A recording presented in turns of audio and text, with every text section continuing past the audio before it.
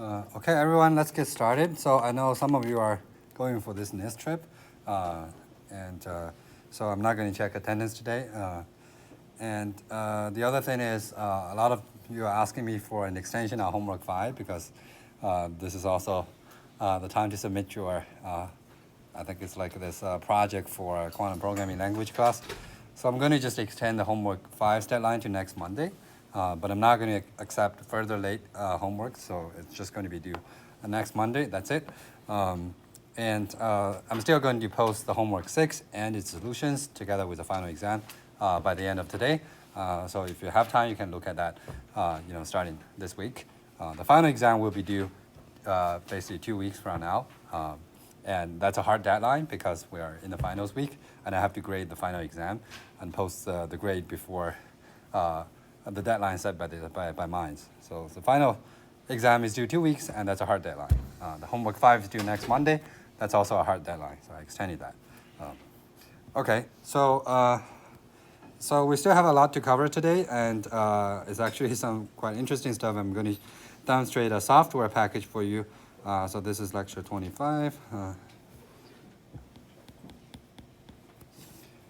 So we're going to talk more about this matrix product state and how we calculate things with matrix product state. So let's first review what we learned in the last class. So we basically talk about how we calculate things in matrix product state. And the way we can think about these calculations are basically through this sort of illustration. So we can think about a matrix product state as basically made of a bunch of these boxes. So A1, A2, all the way to, AN, right? And we connect the very left and the very right legs because we're basically performing a trace. So this actually denotes this matrix product state in this very compact and intuitive way. So what this actually means, you are basically representing the precise S1 to Sn as the trace of A1, S1, A2, S2, all the way to AN, SN, right? So each of these A's is a matrix, and then when you do a matrix product and take the trace, you get a complex number. So these matrices can be complex as well, and then you get your wave function, the many-body wave function, which is a coefficient for, it's basically the amplitude for the state to be in this S1 to Sn basis states. And then the left and right legs are basically the row and column indices of the matrices, and the upper legs are basically the value of the S, so the value of the basis state. So this is a matrix product state. And then what we said is that if you, suppose you want to do an inner product with two different ones, you just bring another one on the top. So we can just call this B1. And we can call this B1 star because when you do inner product, you always need to take the Hermitian conjugate. This is the B2 star, and to Bn star. And of course, these two are also glued together because we're doing a trace. And then we will have, legs here. So that's kind of your S1 prime, S2 prime, Sn prime. But when we're doing an inner product, we're just going to glue these two legs together. What that actually means is that you are doing a tensor product between those two. So when you glue this together, we can look at basically the results vertically. So we're basically going to look at what we get here vertically. And that result is basically given by this matrix we call T.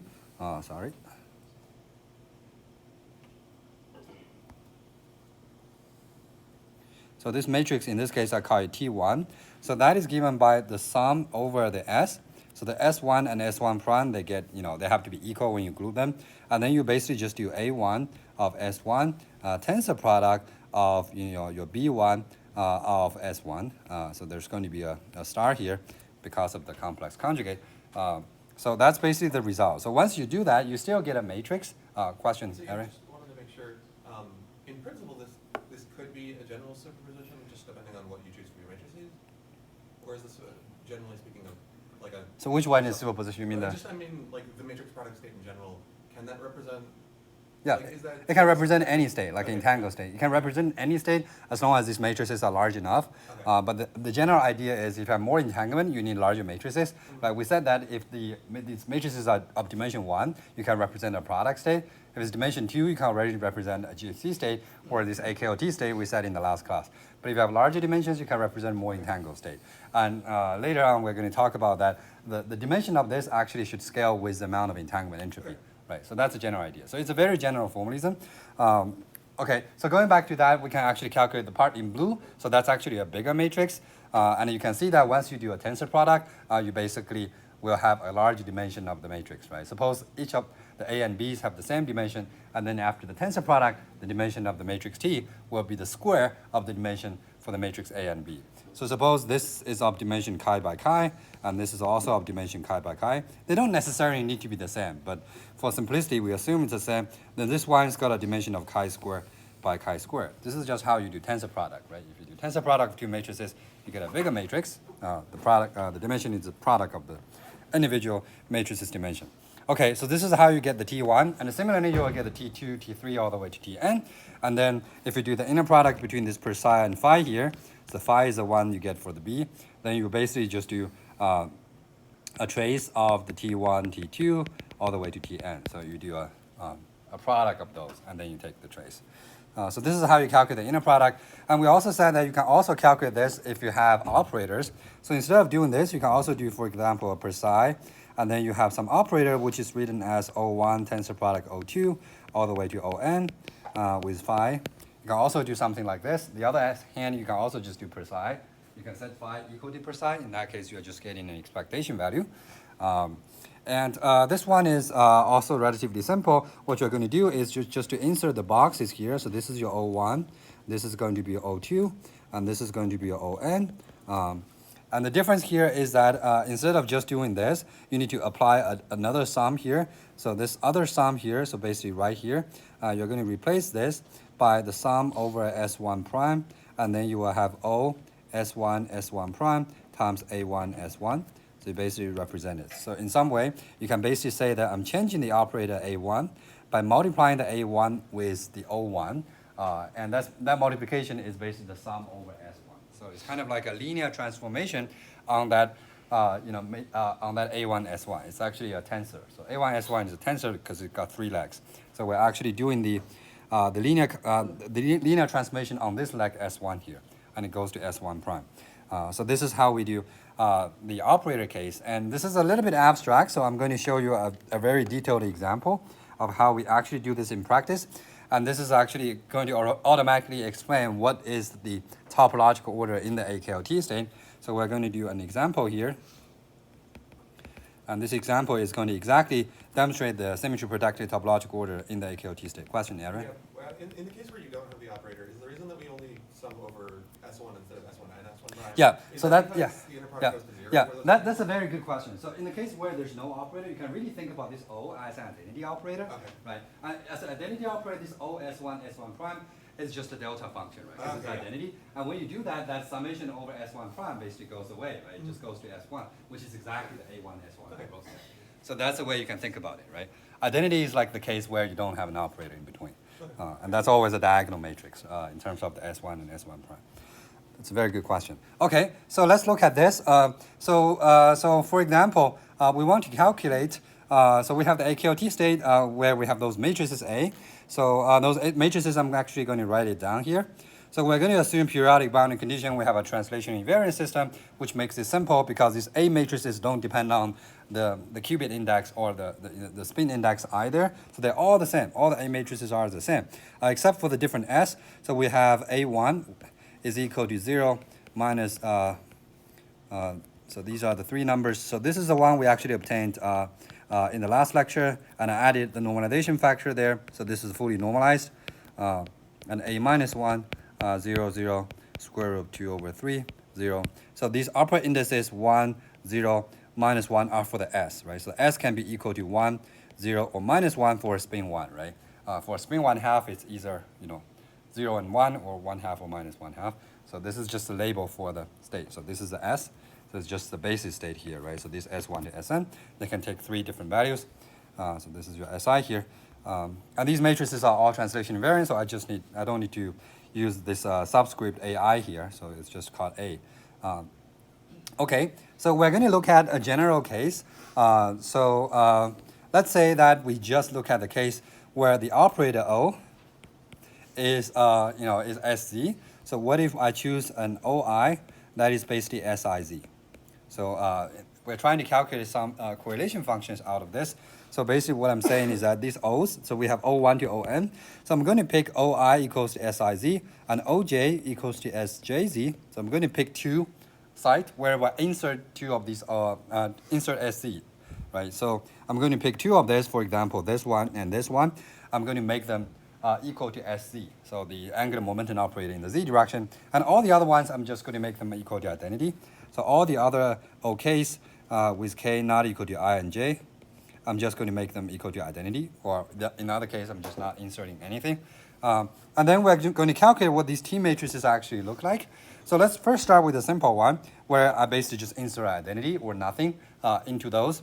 So I'm trying to calculate basically this expectation value SIZ, SJZ, in the state given by the AKLT state, which is now parameterized just by three matrices, right? It's given by this, right, with those three matrices inserted. So that's my wave function.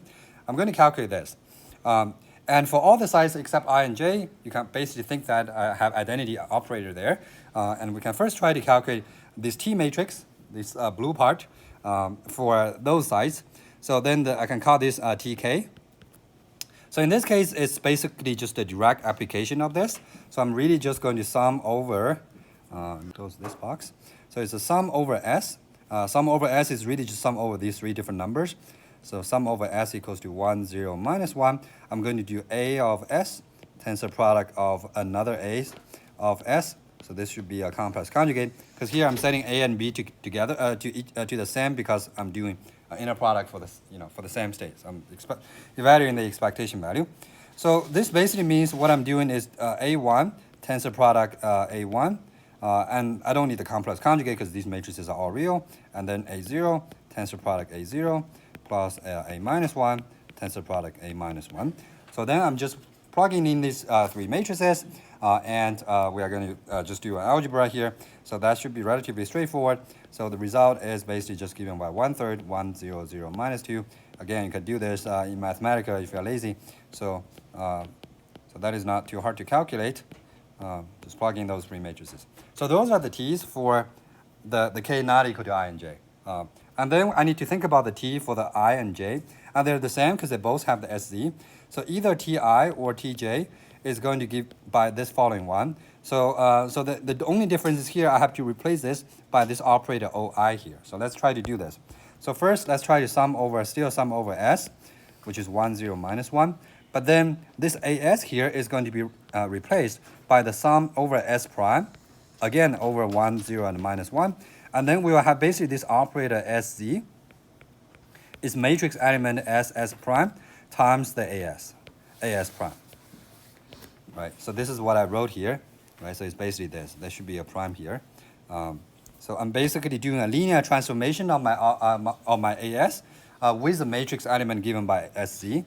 And then I still have this tensor product over here, tensor product of AS. So the inner sum is over S prime. So that's kind of this upper leg here, if I use a different color. So I'm basically trying to, so this is the part I'm doing. So I'm summing over one of this.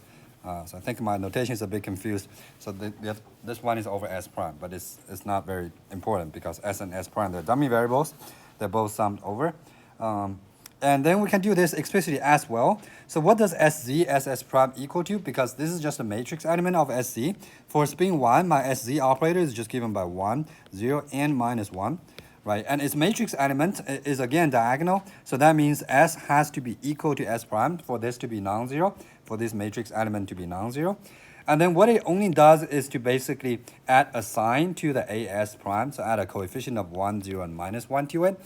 So when you calculate this out, so what this is going to give you is that, so when you sum over this, because it's diagonal, it actually just gives you A1 plus a 0 of A0 plus minus 1. So 1 times 0 times, and minus 1 times A minus 1. Right, so this is what this sum actually gives you. So it's actually diagonal. This is basically after you sum over the s. So then if you calculate this, this is actually just going to be given by the following. So this whole thing just becomes a1 tensor product a1, and then you have minus a minus 1 tensor product a minus 1. So if you compare to this, you actually have three terms, and here the a1 will get a plus 1 because of this linear summation, and the a0 you actually get a 0, so that term is gone, and for a minus 1 you get a negative sign, right? So you actually just get these two terms. Question? So it's just that inner sum that becomes the 1 times a1 plus 0 times a0. Yeah, so inner sum actually always collapse, but you just get a coefficient, right? So you get either 1 and 0 and minus 1. Because it's diagonal. The SC matrix is diagonal, so you actually don't need the inner sum. What it only gets is if s is equal to 1, you get a plus sign. S is equal to 0, you get 0, and s equal to 1, you get minus 1. That's it. Yeah, question. So SZ is just a poly Z matrix. It's right? for spin 1. It's not poly. For spin 1/2 is a poly matrix. For spin 1 is just the angular momentum matrix, and it's given by the eigenvalues of the SZ, which we just set to 1, 0, and minus 1. So we're talking about a spin 1 particle, right? And if you look at the spin angular momentum along the z direction, it can take three different eigenvalues, 1, 0, and minus 1. That's it. And how do It's we a 3 by 3 multiply that matrix. 3 by 3 matrix with the 2 by 2? No, it's not a 2 by 2. So this is only the matrix element, right? So let me try you. So this SZ, S prime is a matrix element. So that's actually equal to delta SSZ, so it's diagonal. And also the coefficient is given by basically either 1, 0, or minus 1. Okay. Right? So this value, you can also just say it's S times this, right? Yeah, So it's thank the you. value of S times that. And once you do this, so first the delta function is going to erase this sum here because it's a delta function. S prime has to be equal to S. And then this coefficient S here is what I write here as 1, 0, and minus 1. And that together with that tensor product is just going to give you two terms. The A0 is going to disappear because you get a 0 coefficient. So you basically just get these two terms. So that is the case for these T here. And again, this is a simple matrix algebra. So this is going to equal to 0, 0, 0, and 2, 0, 0, 0, 0, 0, 0, 0, 0, minus 2, 0, 0, 0, with a prefactor of 1/3, similar to the previous one. So you can see this matrix here. So this matrix is going to be a little bit different from this matrix. So you basically just get two different matrices. Okay, so and then in order to calculate this expectation value, we just said, so to calculate this, the only thing we need to do is to take the trace of this usual t, right? So this tk, I can just call it t because it's it's the same for different k's, as long as k is not equal to I and j. So do a bunch of t's until you get to the i's qubit, then you do the ti, and then you get a bunch of t's here, and then you do tj, and then you get a bunch of t's at the end, right? So it's a bunch of t's multiplied together, but for the side I and j, you use this one in the bottom, and for the other ones, you use the matrix at the top, right? So you just do a matrix product like this, and then you do the trace. And again, this can be calculated in Mathematica, so you can just do some mathematical multiplication of these matrices, find its eigenvalues, and at the end of the day, the result you find is actually the following. So it's going to be equal to 4/3, and then you have minus 1/3 to the distance of I and j, so I can just call it r plus, where r is equal to basically j minus I. So it's a distance between I and j.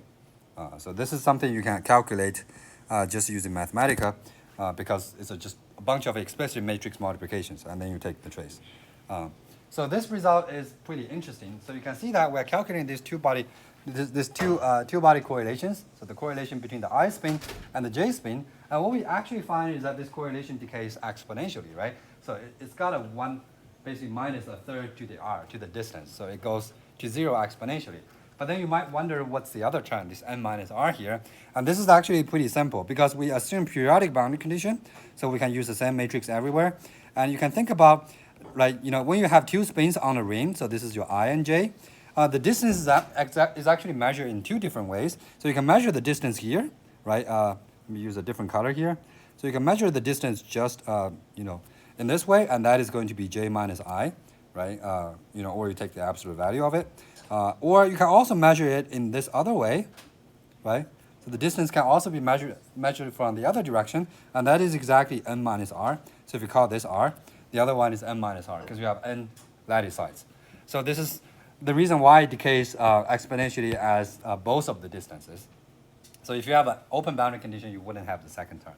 So the second term, n minus r, is really because you have periodic boundary condition. So this really shows that the correlations of the spins, at least in the z direction, decays exponentially with the distance. And because the system is SU2 symmetric, right, because we mentioned in the last lecture that the AKOT state is a ground state of the Hamiltonian with Heisenberg interaction. There's also a Heisenberg interaction squared. So everything is symmetric. So that actually means this calculation can be done, with Sx and Sx as well, or Sy and Sy. So Z is just to make the calculations simpler because Sz is diagonal, but I could repeat the same calculation by replacing this by Sx. It's just more complicated. If you took undergraduate quantum mechanics, you should know that there's also a matrix for, Sx. I think it's actually going to look like this. So that's the angular momentum in the x direction for the spin one particle. If you have spin 1/2, it's just this, right? It's a 0, 1, 1, 0. But this is spin 1, so it's a little bit more complicated. And you can repeat the same calculation. It's just more complicated because we have to do an extra summation over S prime, and it's not diagonal, which is why I use SZ. But I can guarantee you will get exactly the same result because of the symmetry, right? The whole state is symmetric. So if you look at correlations in any direction, the spins are not correlated, right? So you just get this exponential decay, and the correlations quickly go to 0. That means there's no local order or symmetry breaking order, right? So local order should mean that all the spins are polarized in some direction. Symmetry breaking is kind of similar. They're also aligned in the same way, but it's kind of like a GC state. You can have both positive or negative, directions. But this is not. This is neither one of those. So that immediately rule out, from the table we said, it's not local order, it's not symmetry protected topological order. Sorry, it's not the symmetry breaking order. So it has to be topologically ordered, right? So it's either symmetry protected or the intrinsic one. And we can't really get an intrinsic one here. It's actually a symmetry protected topological order. But that's indirect evidence. We just said that because of this exponential decay, we cannot have conventional order. But is there a more direct way we can see that this is a topologically ordered state? And the answer is actually yes. So you can look at a very weird order parameter, but this one is actually quite important. This is called a topological order parameter. I'll explain what it actually means. So it's a weird thing. So let's actually try to calculate the expectation value of this. So instead of doing the expectation value of just two operators like Siz, Sjz, with all the other sides being identity, so I'm actually going to insert another operator in between of this. So this is for the side between I and J. So you can see the K here is between I and J. And I'm actually going to insert this phase operator here. So it's -1 to the Skz. So which is it's still the spin angular moment in the Z. But I'm taking -1 to that power. Because Sz can be either 1, 0, 0, -1.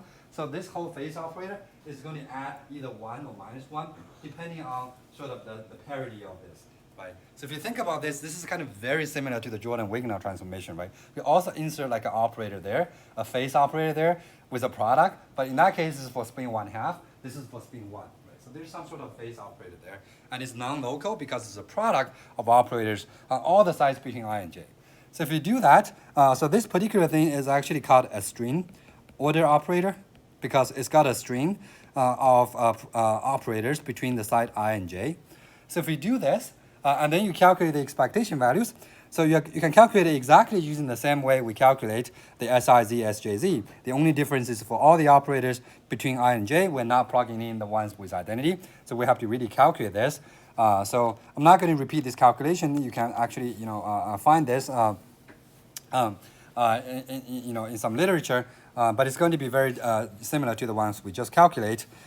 And if you do this, what you actually find is something very interesting. So this goes to -4/9, and then you have -4, 1/3 to the power of n.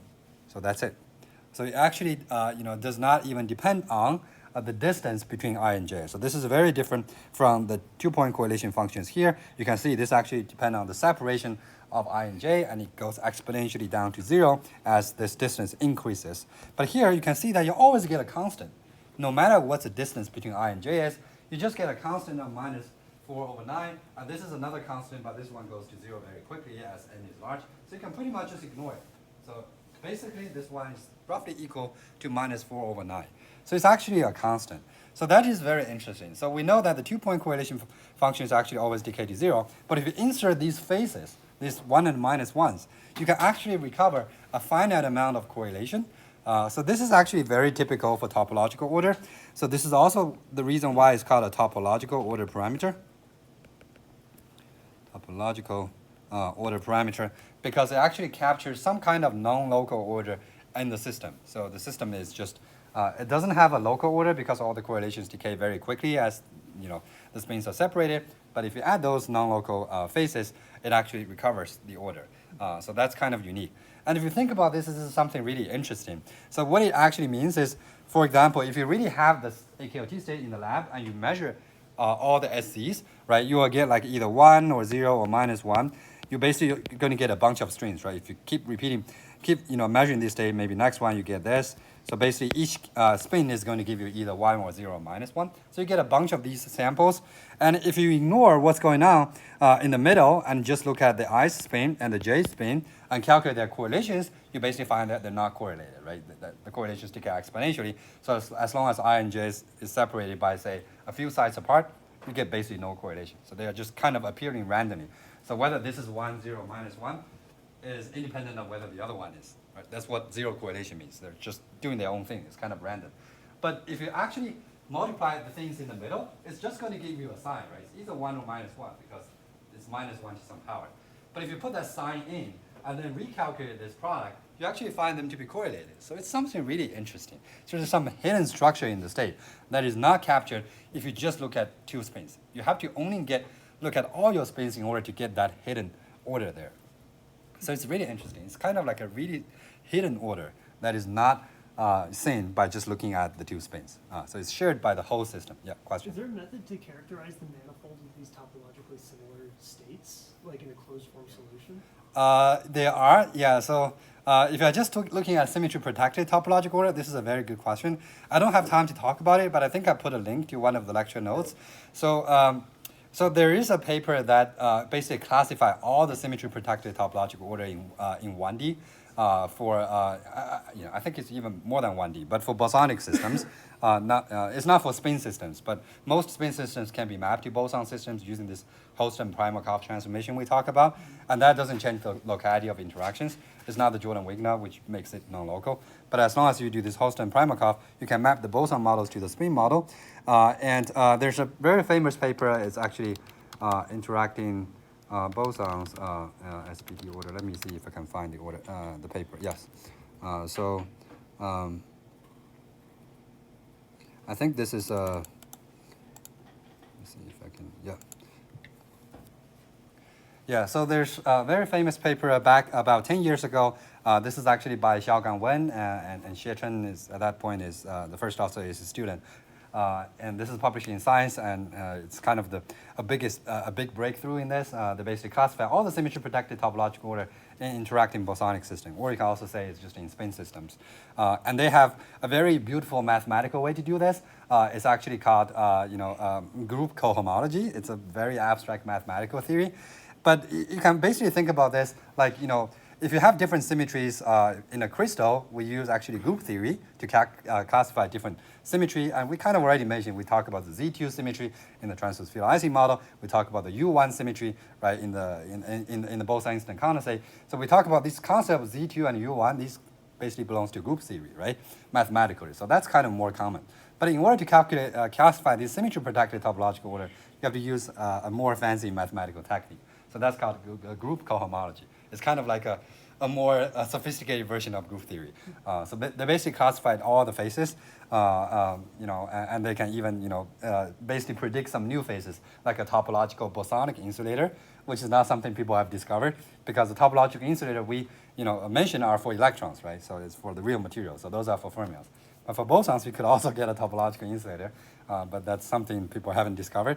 So this is a pretty important paper, and there's actually a fun story behind this. So Xiaogang Wen, so he actually wrote the book. I recommend it. He's already very famous. But he's been doing things on this for a long time together with his students at MIT. And nobody really cares what he's doing because the stuff is very abstract. And he's talking about all these, a mathematical concept that people don't think is actually important. And he actually get his papers rejected very common. And he actually wrote a blog saying that in one of the work kind of related to this is before this, one of the referees says, this paper is actually one of the rare cases that is not even wrong. So it's just totally meaningless. So this is actually a famous sentence from Pauli, Wolfgang Pauli. He's a very critical person. And he basically, if you think this is not good science, he said, this is not even wrong. If you consider this is wrong, it's actually good science, it's just wrong. But, but if it's not even wrong, it's basically bullshit. So, so for a long time, I think Xiaogang Wen and his students been publishing papers on this, but nobody cares. And they really don't think it's kind of anything that makes sense. Until that this paper comes out and people really start to look at the value of his papers. And that's, basically in the last 10 years, everybody noticed that his work is really fundamental. And this is why I taught you on this classification of different quantum phases, like this local, short range, long range order. It's actually all his work and his students' work. So you can see that good science sometimes just take time to be recognized. Yeah, and now you get this science paper, everybody starts to look at, okay, this must be good. And another thing I can tell you is, it's not hard to publish science and nature papers if you're an experimentalist. And I would say probably 95% of the paper on science and nature are experimental papers. You just did some really new experiment on quantum simulation. It's very easy. I actually have 4 nature papers together with experimentalists. But if you want to publish a pure theory paper, this is a pure theory paper. There's not even a single experimental data on science or nature. That's extremely hard. I think there's only less than 5 papers for a whole year for all disciplines of science that can get to the, that's purely theory. So if you have a theory paper on science and nature, that must mean it's extremely good and important. Experimental ones, it's not that, not that hard. Yeah, it's kind of unfair for the theorists, but that's that's a reality. Okay. All right, so that's a very good question. Yeah, so there are systematic ways to classify this, and you can always define some kind of topological order parameters for this. So this is very interesting, but this is only in theory. And nobody has actually experimentally measured this, because in order to measure this, you actually need to be able to measure all the spins or all the qubits, right? And you actually really need a quantum simulator. If you have a condensed matter system, you can never measure this. You can measure 2-point correlation functions through some kind of Fourier transformation, but you can never measure this type of non-local things. And only a quantum simulator or quantum computer can do this. I actually have some proposals together with Chris Monroe on how to do this in trapped ions. But apparently this is still not been demonstrated yet. You can demonstrate it. We can probably publish another Nature paper, but we haven't done it yet. And the biggest challenge is this is for spin 1, right? So we have to have a Hamiltonian that is made of spin 1, and they have this antiferromagnetic Heisenberg interaction, and then we have to measure the ground state. And most of the experiment we're doing with trapped ions or any other quantum simulator is with qubits, with spin 1 halves. So how do we engineer interactions for spin 1? So that's an open question. We have some theory proposals, but they're not easy to be implemented. But I still look forward to actually see this experimentally. It will be the first measurement of a topological order parameter. Okay, so it's not easy. All right. So of course, this matrix product state is very rich. We can talk, many more lectures on this. So I don't have time to do that. So for example, one thing you could generalize this is right now we are doing this trace. So that's sometimes also called a matrix product state for periodic boundary condition. And apparently, we just did the calculation for the periodic boundary condition AKOT state. But you can also do this for open boundary condition. And the change is actually not too difficult. The only thing you need to do is to remove the trace and then basically make your A1 and AN row and column vectors. And the easy way to understand it, we don't need this sort of a dashed line connecting the first leg to the last leg. We're just going to cut the legs at the end. So this is going to be your A1, A2. So this is your S1, S2, all the way to AN, SN. So we just don't attach the legs to the left leg to the first matrix and the right leg to the last one. So once you do that, the A1 and AN are not square matrices anymore, because the two legs, the left one denotes your row index, the right one denotes your column index. If you cut the left leg, which means you only have one row, right? So if you only have one row, it's actually a row vector. And similarly for AN, because it doesn't have a right leg, it's actually a column vector, because it's only got one column. So then in this case, you can directly do the matrix product. It's just going to give you a number. So you don't need the trace. So that's actually an open boundary case, because you're not kind of connecting the first side to the last side. So it's an open boundary case. And this one is kind of more useful if you want to calculate, for example, entanglement entropy. So what it turns out that if you want to calculate entanglement entropy between a bipartition like this, so say the first m, spins is your subsystem A, and then the rest n minus m, spins are your subsystem B. And then it turns out that the entanglement entropy of this can just be calculated using the matrix AM and AM plus 1. So if you just need to know these two matrices in order to calculate the entanglement entropy and even the entanglement spectrum, which are the eigenvalues of the reduced density matrix. So there's a very efficient way to calculate entanglement entropy, much more efficient than the way to find the reduced density matrix completely, which can still be exponentially large. For this one, you just need to find those little matrices. Like for the AKOT state, they're only 2 by 2, right? So you can just find those matrices and you're good to go. You can find the entanglement entropy. For the periodic boundary condition, it's kind of more complicated because if the system is on a ring, if you want to cut the system right into 2 parts, you have to cut 2 bounds, right? So you have to cut here and here. So it's usually not used for calculating entanglement entropy. Okay, so I actually put some details on how you make open boundary MPS and how you calculate the entanglement entropy in the lecture note, but I don't have time to cover it. There's just so many other things I want to talk about. So if you're interested in how we can calculate entanglement entropy with a matrix product state, just read the lecture note on this. And the other thing I want to say is something that we are going to talk about next. We're going to talk about some existing software packages that uses exactly this matrix product states formalism to calculate things for you. So you don't need to do these analytical calculations. So these are only possible if you know the matrices of the state, like this AKOT state exactly. But for most cases, we don't know. We actually need to find the matrices. And of course, we don't want to find the matrices by hand. So we want to do it numerically.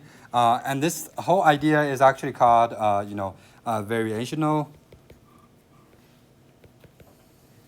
matrix product state methods or algorithms. And it's got a different name, which is more famous. It's actually called the DMRG. So DMRG stands for Density Matrix Renormalization Group method, but it's not very important because DMRG was first invented before people even know matrix product state. It's actually back in 1990s. It was first used to verify Haldane's conjecture. So this is invented by Stephen White, who's now a professor, I think, at UC, one of the University of California schools. And so he doesn't know a matrix product state, so he called it a different name. It's not very important why it's that name, but people now just basically refer this to variational matrix product state method. The reason why it's called variational is because we're basically going to, the goal of this is to find the ground state of a one-dimensional system. And usually we only, do local, short-range interactions. We have a gap, so that's usually the easier ones. What you're going to do is we want to find the ground state of the system in a matrix product state. And we can do this variationally in the sense that we first just assume some random product state, matrix product state. And of course, that's not going to give us the lowest energy. And then we kind of variationally improve it. So it's kind of like an optimization process. We keep doing gradient descent on this to gradually get to the ground state representation in terms of the matrix product state. So it's a variational method. And of course, if you try to optimize all the matrices, it's going to be really hard because we still have m matrices. Each one, is sort of chi by chi. And usually the way you do it is you kind of fix all the other matrices and you only look at 2 neighboring ones.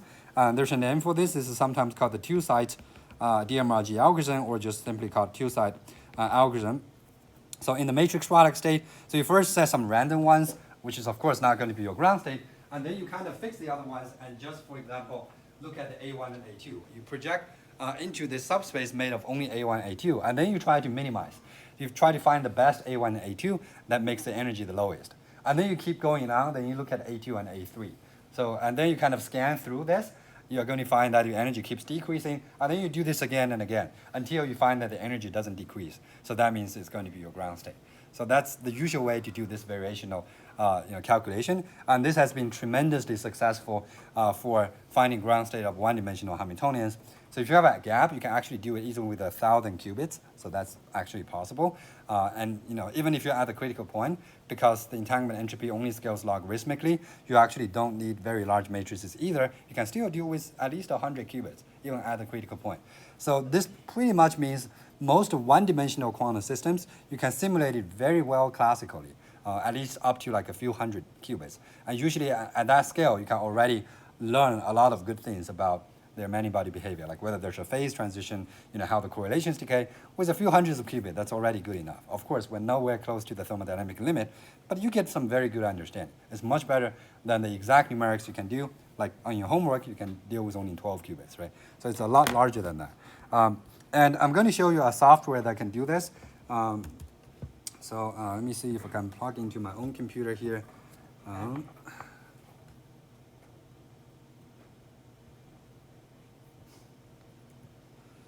So let's see.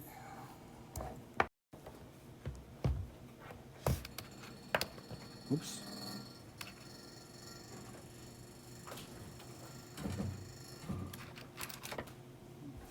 Through HDMI.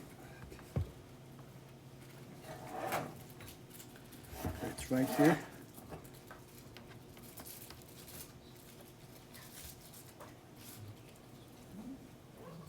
Oh, I need a password to get to this and see if the password is going to work.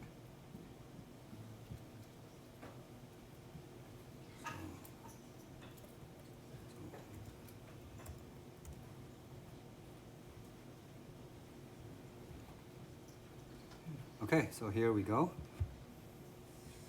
Oops. So I'm not sure what's going on here, but this is the software. You can actually just search open source MP. So this is actually called matrix product simulations. So this software is actually developed here at Mainz. So you can see that Lincoln Carr is basically developed by Lincoln Carr's group with his former PhD student Michael Wall and Daniel Jasky. So this is two PhDs here, basically devoted their entire PhD life to develop this software. And this is open source. So you can see that the first feature is to do variational ground state search with matrix product state. But you can also do something more. You can also do variational excited state search. You can do the infinite size version. You can also do time evolution and even open quantum systems. So there's a lot of functionality in this. So there's a Wikipedia page on how you actually install it. And the one I would prefer, I put some instructions in the lecture note, and there's also an exercise problem in homework 6 if you want to sort of experience this yourself. But it's optional, it's not going to be covered in your final exam, so you don't need to. If you don't want to dive into this, that's fine. So I would recommend this Docker option for installation because it's kind of platform agnostic, so you can use it Windows or Mac or Linux to do this. So you can first install Docker, which is an open source, it's a free software. You can install it. It's kind of like a virtual machine. And then you can just run this, run these two commands. You probably need to modify it if you're using Windows. But for Linux or Mac, you can just copy and paste those two into your command line. So I just did it yesterday. So I'm actually already there. If you go back here, so if you go back here, where is it?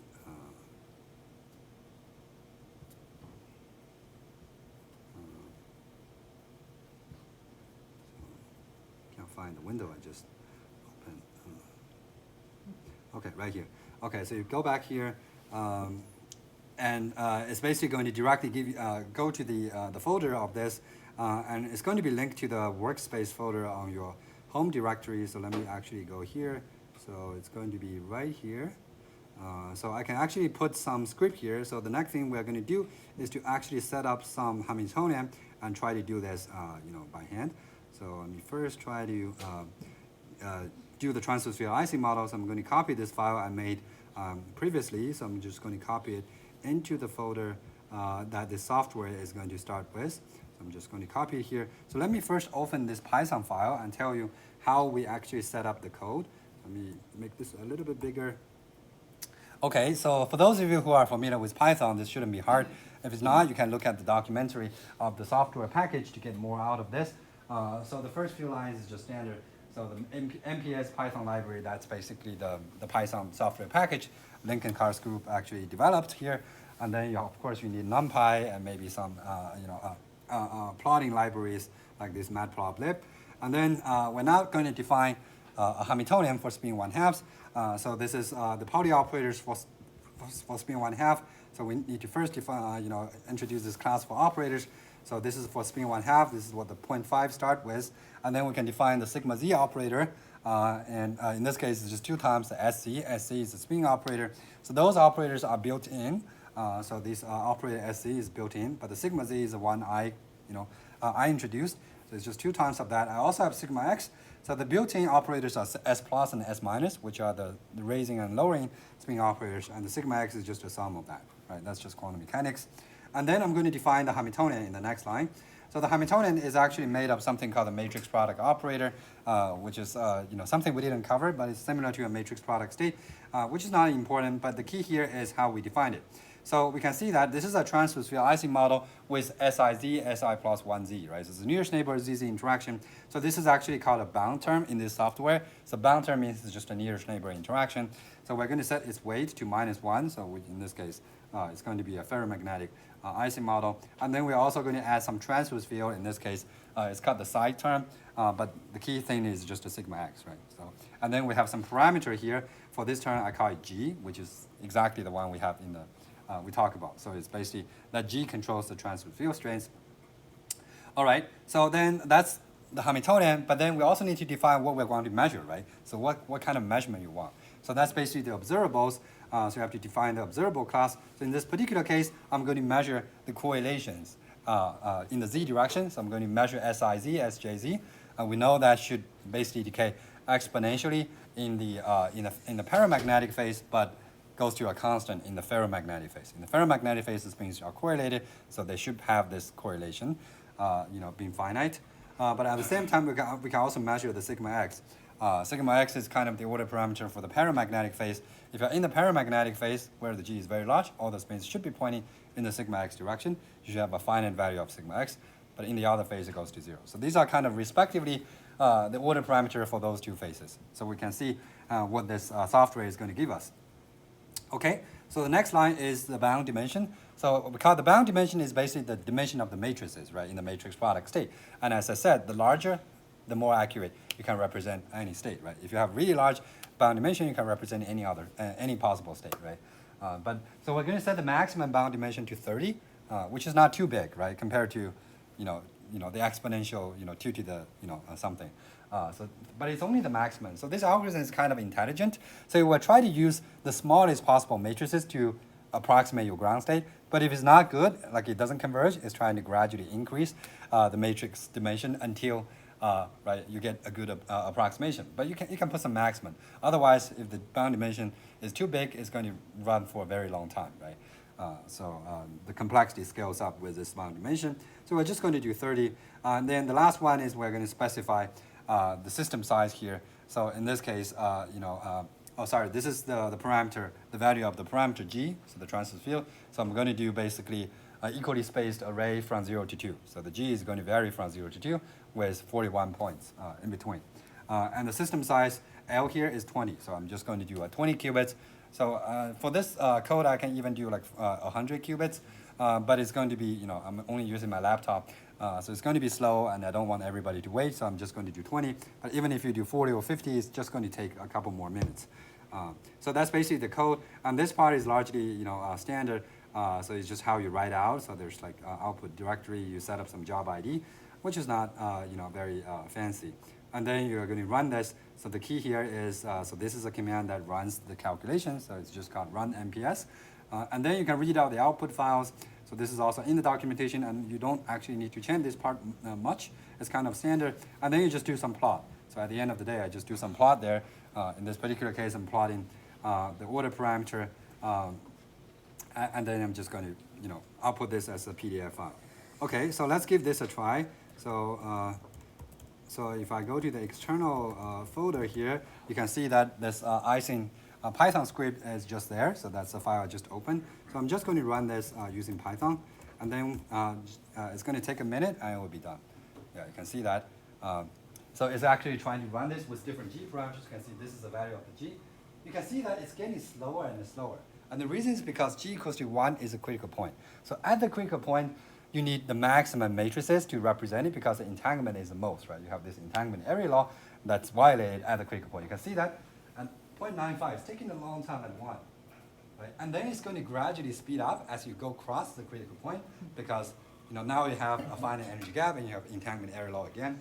So you can see that things get faster and faster. And you can, of course, do this more systematically by plotting the bound dimensional entanglement entropy. But this is just to show you a simple way to see what's going on, right? So then it gets faster and faster as you get, past the critical point. So 1 is a critical point. So I'm going from 0 to 2 in G. So now let's look at some figures. So in the same folder here, you can see there's some output files. Then you get a figure here, right? So this is actually plotting I think it's a correlation in the Z direction. So it gives this really nice curve here. And we can see that as G varies, right? The G is the transverse field. It goes from 0 to 2. And 1 is a critical point. And you can see that in the paramagnetic phase right here, the spins are not correlated in the Z direction, so the correlation is pretty much 0. But in the ferromagnetic phase, where, for example, in the G equals to 0 limit, they're perfectly correlated. It starts at 1, and then you kind of dramatically decrease, right? And you can do this calculation for even larger systems. I don't have time to do this, but you can really play with this yourself. You can see that this curve gets kind of sharper and sharper. It's going to get another one, which looks a more sharper decrease at the phase transition point. And eventually, it's going to be like a step function, which is why we get a phase transition. Or not a step function, but you get a kink here. So it's going to be not smooth right there. So this is a very good way to actually, examine quantum phase transitions in 1D. And you can also look at these symmetry-protected topological order for these spin 1 systems. So that's actually in the homework 6, problem 3. So there's a homework problem to that. You don't need to do it, but I have solutions and the code for it. You can also, play around with that if you're interested. So that's basically this, software package.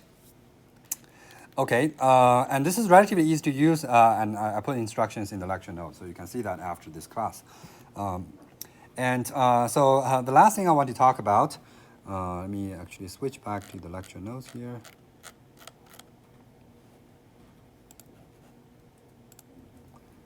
Okay, maybe I can just use my computer here. I think it's a little bit easier. So we're going to briefly talk about how we generalize this to 2 dimension. This is going to be, I'm not going to talk about the details because how we, do tensor network in 2D is going to be probably, if I want to explain it, it's going to take at least 5 lectures. But it's a pretty important generalization, and we can at least mention the brief idea of this. Right. So this is kind of already a picture of this. For the one-dimensional matrix product state, you're basically just looking at one line of this, right? And the left and right legs are the row and column indices of the matrices, and then the vertical leg here is basically, the basis, right? The SI, right? So it's basically the value of the basis is either 0 and 1 for the qubits. In 2D, you kind of just have extra legs, right? Pointing in this 2 directions because you can connect to the other one, right? Because they have to be connected in this lattice structure. So you definitely have a lot more legs in 2D. In 1D, you just have 2 legs. The vertical leg is always the same because that's the physical index. But it's just in 2D, you will have 4 legs instead of 2 legs in that horizontal plane. So in that case, we're no longer talking about matrices. We're actually talking about tensor. Right? So this is a tensor we're talking about. In 1D, we don't have these 2 legs. And apart from the physical leg, you just get a rank 2 tensor, which is a matrix. In 2D, it's at least a rank 4 tensor, or at least a rank 3. So this is the generalization to this, and I kind of like this picture. It's basically saying that in general, you can also even do this in 3D, right? You just have more legs, you have more higher rank tensor. You can really think about these tensors as being kind of like a DNA for the quantum state. It's going to be a lot more compact representation of your quantum state. You never need those exponentially many parameters. You really just need these tensors. Especially for a translation invariant system, you just need one tensor, right? Because all the tensors are going to look the same. So you just need that one tensor, which is really kind of the DNA of the state. And this is a really powerful method, or a very important idea. And this idea of using tensor networks to represent a quantum state, the 1D is just a special case of the tensor, right? It's just a rank 2 tensor. It's actually going beyond physics. So maybe some of you heard the talk yesterday, on Monday by Caitlin. So she was talking about some quantum generative learning, and she also used the tensor network state as one of the model to do generative learning.